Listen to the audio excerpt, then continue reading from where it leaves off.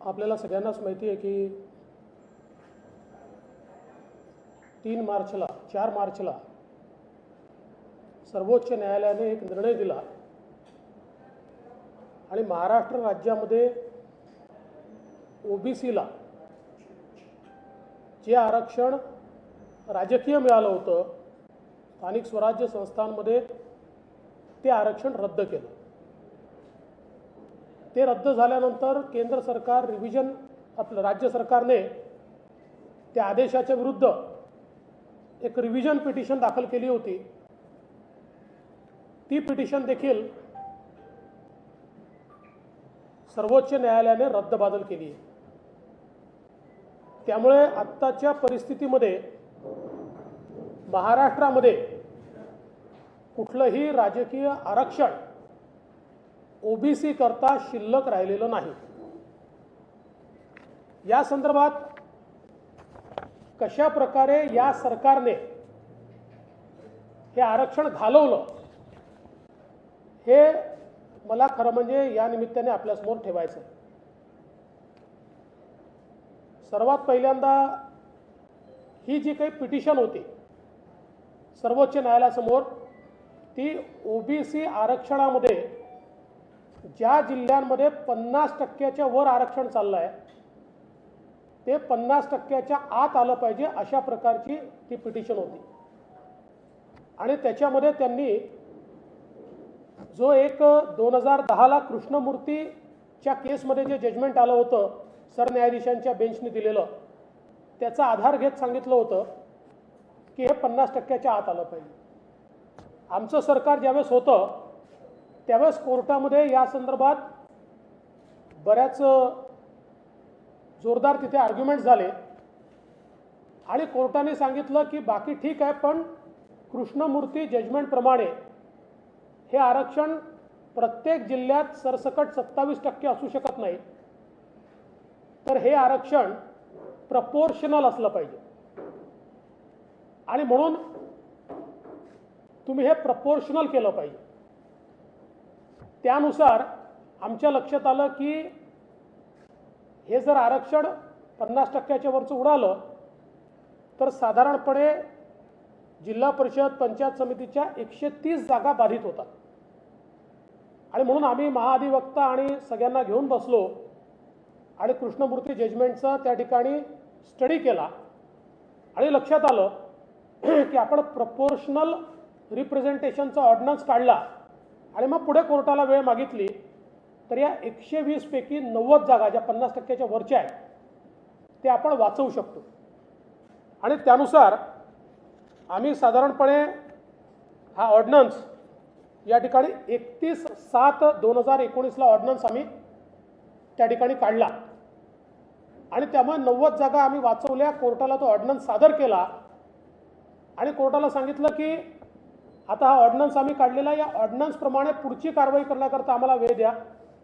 कोर्टाने त्यावेळेस निवडणुका 4 जिल्हा परिषदाच्या येणार होत्या, त्यांनी सांगितलं की आम्ही स्थगित करतोय 2 महिन्याकरता आणि पुढची कारवाई तुम्ही करा। आणि त्यामुळे ते आरक्षण त्यावेळी वाचलं।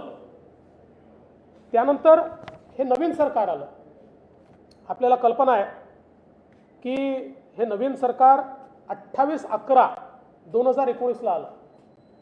त्यानंतर ही केस लागली आणि 13/12/2019ला माननीय सर्वोच्च न्यायालयाने असे निर्देश दिले की तुम्ही कॉन्स्टिट्यूशन बेंचने कृष्णमूर्तीच्या केसमध्ये जे सांगितलेलं आहे त्याप्रमाणे कारवाई करा आणि आम्हाला पुढच्या तारखेला कळवा।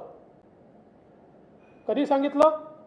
13/12/2019।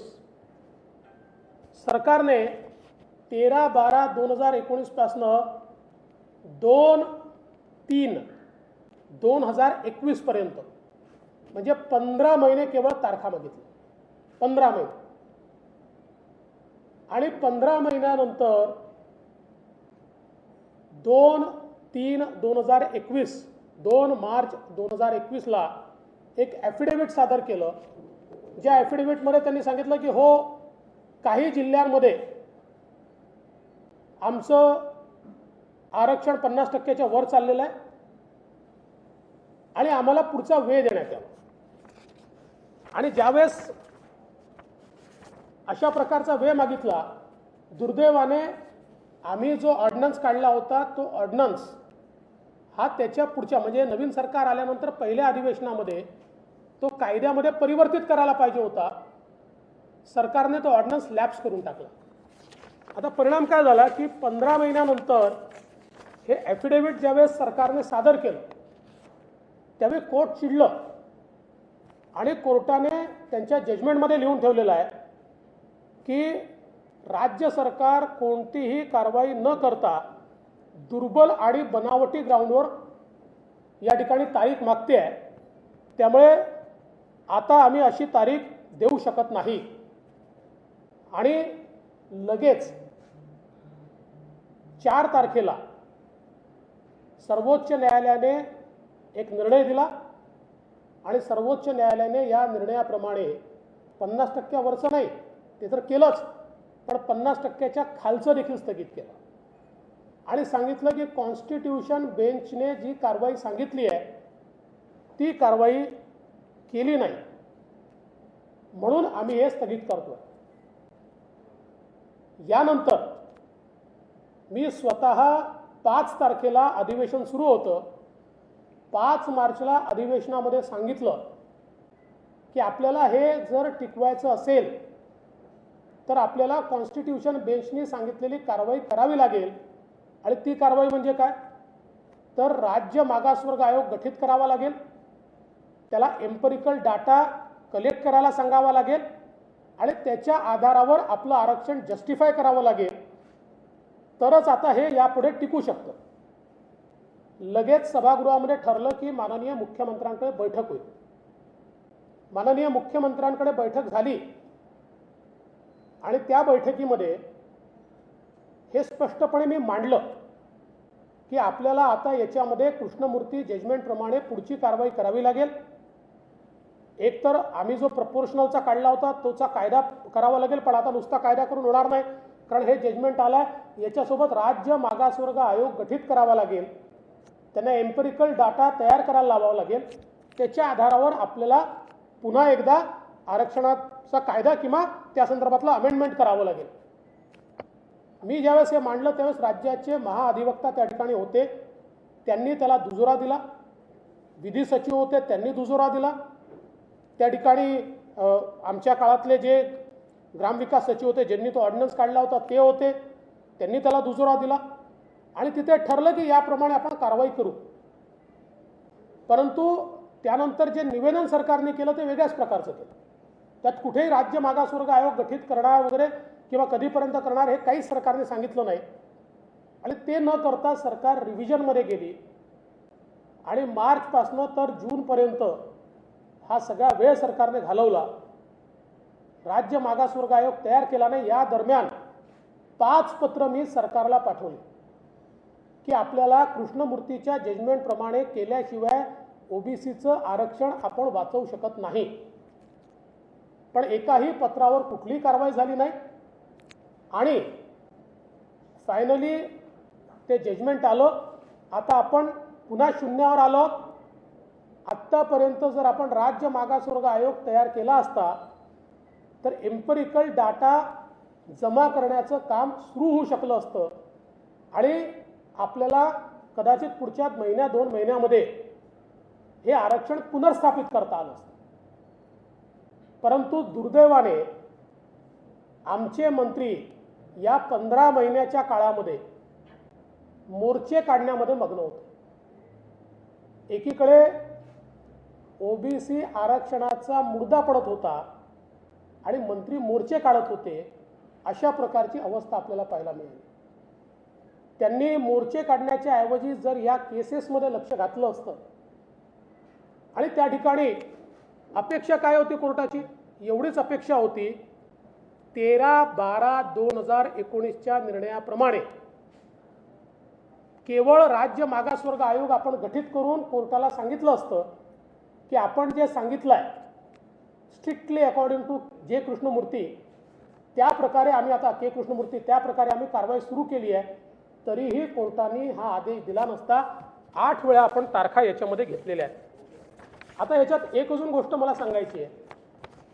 सातत्याने हे सांगितलं जातं की ओबीसीची जनगणना करावी लागेल, जनगणना केली पाहिजे, त्याला आमचं समर्थन आहे. पण या आरक्षणाकरता जनगणनेची आवश्यकता नाही. याचं कारण तुम्ही जर कृष्णमूर्ती जजमेंटचा पॅरा 48 आणि त्यातलं कन्क्लुजन 3 पॅरा 48 कन्क्लुजन 3 बघितलं, त्यात त्यांनी सेन्सस नाही म्हटलं, त्यात त्यांनी एम्पेरिकल डाटा म्हटलं. कंटेम्पररी एम्पेरिकल डाटा याचा अर्थ असा आहे की कुठलाही डाटा जो रिसर्च करून काढला. एक उदाहरण द्यायचं झालं तर मराठा आरक्षणाच्या वेळी आपण सेन्सस नाही केलेला, आपण एम्पेरिकल डाटा राज्य मागासवर्ग आयोगाकडनं तयार केला. आणि मराठा आरक्षणाचं जजमेंट जर तुम्ही बघितलं तर त्या जजमेंटमध्ये स्पष्टपणे त्यांनी म्हटलं आहे की आम्ही हा जो डेटा आमच्यासमोर सादर झाला आहे हा क्वेश्चन करत नाही सर्वोच्च न्यायालयाने. त्याच्या निष्कर्षावर त्यांनी सांगितलं आहे, पण डेटा त्यांनी कुठेही क्वेश्चन केला नाही, कारण एम्पेरिकल डाटा करावा लागतो जसं आपण मराठा आरक्षणाच्या वेळेस केला. त्यामुळे हे जे सांगितलं जात आहे की आता ओबीसीची जनगणना केल्याशिवाय आरक्षण मिळत नाही, हेही खोटं बोललं जात आहे, चुकीचं सांगितलं जात आहे. आणि त्या दिवशी देखील मी स्वतः मुख्यमंत्र्यांच्या बैठकीत सांगितलं की एम्पेरिकल डाटा तयार करायचा आहे. जनगणना मोठी आहे, ती इतर कारणाकरता करू, पण याच्याकरता एम्पेरिकल डाटा आहे. आणि त्याही वेळेस राज्याचे महाअधिवक्ता साहेबांनी म्हटलं होतं हे बरोबर आहे, एम्पेरिकल डाटा तयार करायचा आहे, जनगणनेची पूर्ण आवश्यकता नाही आहे. आणि म्हणून एकूणच जर आपण बघितलं तर या सगळ्या ओबीसीच्या आरक्षणाच्या याच्यामध्ये मी खरं म्हणजे मला याच्यात राजकारण करायचं नव्हतं, पण काही लोक काही झालं की मागच्या सरकारवर टाकतात. तेव्हा आमच्या सरकारच्या काळामध्ये ऑर्डिनन्स काढून कोर्टाने तो ॲक्सेप्ट केला आणि या सरकारला 13/12/2019 जो आदेश दिला तो 15 महिने न पाळल्यामुळे या सरकारने, आणि करायचं काय होतं, फक्त राज्य मागासवर्ग आयोग गठीत करून एम्पेरिकल डाटा आम्ही कोलेक्ट करतोय किंवा कलेक्ट करतोय एवढं जरी सांगितलं असतं तरी कोर्टाने हा आदेश दिला नसता. तर मला जाणीवपूर्वक याच्यामध्ये या आदेशातले काही पार्ट वाचून दाखवायचे आहेत, ज्याच्यामध्ये आपण बघा 13/12/2019 माननीय सर्वोच्च न्यायालयाने काय म्हटलं आहे. त्यांनी असं म्हटलं आहे, if no justification can be offered the state government shall take corrective measures to ensure that the dictum of the Constitution Bench of Supreme Court is complied with in its letter and spirit before next date of hearing and report compliance in that regard. म्हणजे काय म्हटलं तर कृष्णमूर्तीच्या जजमेंटमध्ये जी process सांगितली आहे ती पूर्ण करून आम्हाला पुढच्या डेटला सांगा. म्हणजे ते काय कोर्टाला समजत नाही का की लगेच ही काही होऊ शकत नाही. त्याचा अर्थच एवढा आहे की कृष्णमूर्तींच्या जजमेंटमध्ये जो मी पॅराग्राफ सांगितला 48 त्याच्या कन्क्लुजन 3 मध्ये सांगितल्याप्रमाणे एम्पेरिकल डाटा तयार करण्याकरता राज्य मागासवर्ग आयोगाचं गठन करणं एवढंच अपेक्षित या ठिकाणी आहे. पण हे आपण 15 महिने केलं नाही. आणि आपण जो काही 4-2 मी 2 म्हणालो ते 4-2ला ॲफिडेव्हिट सादर केला आहे आणि निर्णय 4-3चा आहे. ते जे ॲफिडेव्हिट आपण सादर केला आहे त्याच्यामध्ये आपण plainly considered that reservation exceeds 50%, म्हणजे आपण मान्य करून टाकलं की हो आमचं आहे 50%च्या वर, पण कुठलंही जस्टिफिकेशन खालचं वरचं काहीच दिलं नाही. आणि त्यानंतर 15 महिन्यानंतर सुप्रीम कोर्टाला यांनी ज्यावेळेस तारीख मागितली त्या सुप्रीम कोर्ट काय म्हणत आहे, we therefore fail to understand as to why the state government wants further hearing of the matter on such flimsy and specious ground to observe sobriety, we say no more. इतकं स्पष्टपणे आणि हे करून सर्वोच्च न्यायालयाने या ठिकाणी हे आरक्षण स्थगित केलेलं आहे. आता आमची मागणी एवढीच आहे, अजूनही वेळ गेलेली नाही आहे. किमान 50% आतलं जे आहे हे आरक्षण तर आपण तात्काळ रिस्टोर करू शकतो. त्या दृष्टीनं आता तरी विना विलंब राज्य सरकारने राज्य मागासवर्ग आयोग तयार करावा आणि डेटा, इम्पेरिकल डेटा हा कलेक्ट करण्याकरता सुरुवात करावी. आमच्या काळामध्ये आम्ही कोर्टाला हेही सांगितलं होतं की जो SCCचा सर्वे आहे तो सर्वे आमच्याकडे आहे, पण तो बायफर्केटेड नाही आहे. म्हणजे राज्यांना तो सर्वे देताना तो बायफर्केट करून दिला नाही आणि तो जुन्याच केंद्रातल्या सरकारचा 2011 सालचा निर्णय आहे, पण त्याच्यावर आधारितही एम्पेरिकल डाटा तयार होऊ शकतो. त्याचं बायफर्केशन केलं तरी एम्पेरिकल डाटा तयार होतो. आपण ते 3, 4, 5, 4 महिन्यात, 3 महिन्यात, 2 महिन्यात, जास्त स्टाफ लागला तर 2 महिन्यात आपण त्याचं बायफर्केशन करू शकतो. किंवा एम्पेरिकल डाटा तयार करण्याकरता आपण जर चांगल्या काही संस्था नेमल्या तर प्रत्येक जिल्ह्यातल्या शाळांमध्ये विद्यार्थी किती, त्यातले OBC किती, वेगवेगळ्या पद्धतीने हा सायंटिफिक डाटा तयार करायचा, ही जनगणना करायची नाही आहे. त्यामुळे हे जर राज्य सरकारने केलं तर मला असं वाटतं आत्ता फॉर्च्युनेटली सगळ्या निवडणुका पुढे गेल्या. नजीकच्या भविष्यामध्ये कोरोनामुळे निवडणुका होतील असं वाटत नाही आहे. त्यामुळे ह्या मधल्या काळात ही कारवाई जर राज्य सरकारने केली तर किमान 50% आतलं OBCचं आरक्षण हे बहाल करता येईल.